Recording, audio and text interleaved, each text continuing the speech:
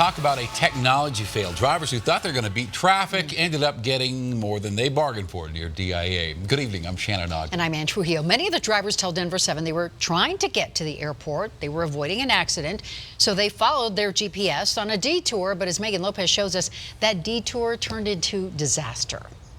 So this is that detour route that Connie and others were put on, and it looked pretty promising at the beginning. You can actually see DIA in the distance, so they were definitely heading the right direction. But then they hit this patch of road where the pavement literally ends, the dirt begins, and that's where the problem started.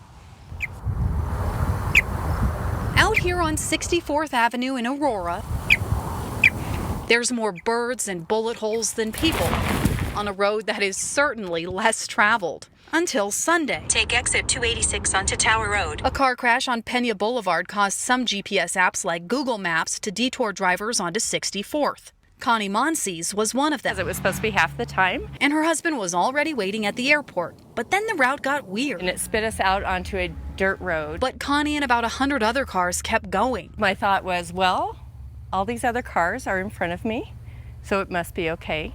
So I just continued.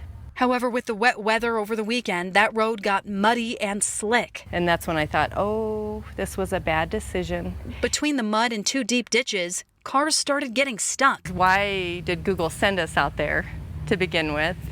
It just didn't make any sense. There was no turning back once you were there. Connie, by the way, is related to our traffic expert, Jason Luber.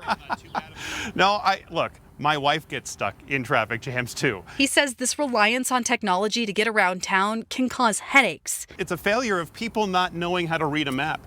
People relying and blindly following their technology. But at the end of the day, you're driving. Google Maps isn't driving. Google Maps isn't perfect. You need to know where you're going.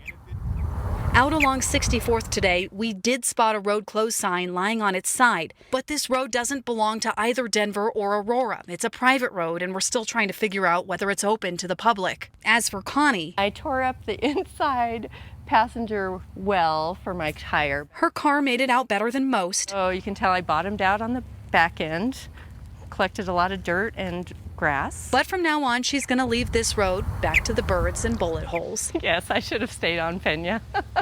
Megan Lopez, Denver 7. Boy, that's a tough lesson.